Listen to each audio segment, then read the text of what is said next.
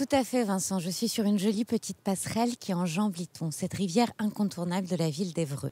Il faut savoir que depuis toujours, Lython a joué un rôle déterminant dans le développement économique de la ville, mais aussi pour sa population. Jusque dans les années 60, des blanchisseuses venaient laver leur linge, juste ici. Je vais retrouver Gilles pour en savoir un petit peu plus. Bonjour Gilles. Bonjour. Alors Lython est un incontournable de la ville d'Évreux. Quelle est son histoire ? Son histoire est très ancienne, elle date de plusieurs millénaires.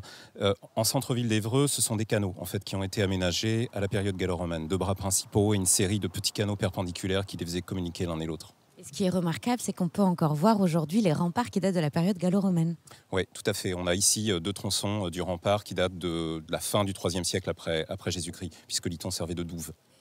Autre élément intéressant dans justement l'importance que peut avoir Lython, c'est qu'on a des monuments qui, au fur et à mesure des siècles, vont venir se placer le long de son cours. Oui, et notamment derrière nous, la tour de l'horloge. La tour de l'horloge qui a été édifiée à la fin du XVe siècle, qui est l'affirmation du pouvoir municipal face au pouvoir royal, qui était situé dans le château, et face au pouvoir épiscopal, qui lui se situait à la cathédrale. C'est une tour très élégante, très haute, 44 mètres, de la pierre blanche, un style gothique. Pourquoi une tour de l'horloge ? Une tour de l'horloge parce que sa principale fonction était de rythmer la journée de travail. Elle sonnait toutes les heures, à la différence de la cloche de la cathédrale.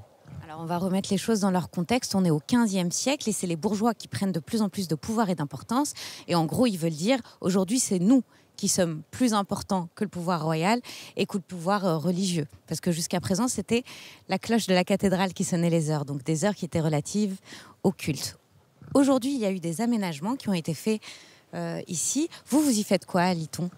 Mais moi, j'y propose des expositions depuis une dizaine d'années sur différents thèmes liés bien évidemment à l'histoire de la ville et en résonance souvent avec l'actualité nationale. Merci beaucoup Gilles. Vous l'aurez compris, cette rivière, c'est un lieu parfait pour chiller, pour se reposer, pour prendre le soleil, pour apprendre. Et je vous recommande vraiment de le faire. Moi, je vais me prélasser un petit moment. À tout à l'heure. Tout à fait Vincent. Et je suis littéralement sur Lython, sur la rivière. Et ce que vous voyez autour de moi, ce sont les vannages du moulin de Navarre. Un moulin qui date des années 1840 et qui est un survivant. Il faut savoir qu'ici à Évreux, il y avait un moulin par kilomètre. Pourquoi ? Parce qu'on utilisait l'énergie hydraulique pour différentes activités industrielles et artisanales. Je retrouve Olivier pour en savoir un petit peu plus. Bonjour Olivier. Bonjour. Alors qu'est-ce que c'est que ça ? C'est un ensemble d'engrenages, une boîte de vitesse qui permettait de faire fonctionner le moulin et d'accélérer la vitesse pour faire tourner les meules à son tour. Alors, l'histoire des moulins est très liée à celle du développement d'Évreux. Oui, complètement. Et l'ensemble des moulins a supporté le développement économique d'Évreux et de l'ensemble du département. Donc ce moulin, effectivement, a connu divers usages. Une filature, un moulin à blé et puis un ensemble de productions sur le site, comme une cidrerie, comme une ferme, etc. Alors, avec l'arrivée de l'électricité, on abandonne les moulins et celui-là reste endormi pendant des années. Voilà, c'est le dernier témoignage vivant en fait de l'ensemble des moulins de la ville d'Évreux. Effectivement, le moulin est encore avec tous ses usages aujourd'hui, contrairement à d'autres moulins dans la ville qui ont été soit détruits, soit transformés en maisons.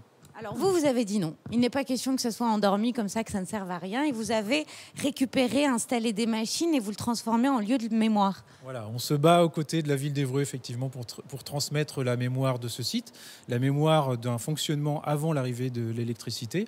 Donc est présentée au public les différentes collections maintenant et surtout comment fonctionnait autrefois.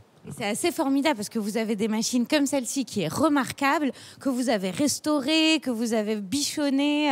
Alors qu'est-ce que c'est ça ? Alors c'est un moteur qui date de 1909. C'est le moteur en fait auxiliaire du moulin quand l'énergie hydraulique n'était pas suffisante. Il y avait des moteurs auxiliaires dans les moulins.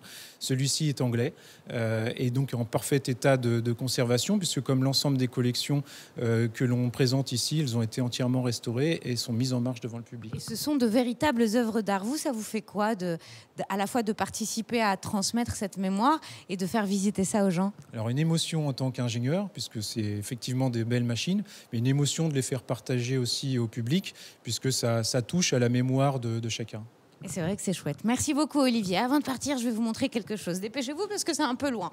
Alors, à un moment, ce moulin a eu la fonction de boulangerie. Ici, nous sommes dans la boulangerie. Regardez comme c'est beau, avec les vieux pétrins. Et là, c'est un four qui date des années 1865, qui fait 4 mètres de profondeur et on pouvait cuire 500 pains par jour. C'est dingue quand même.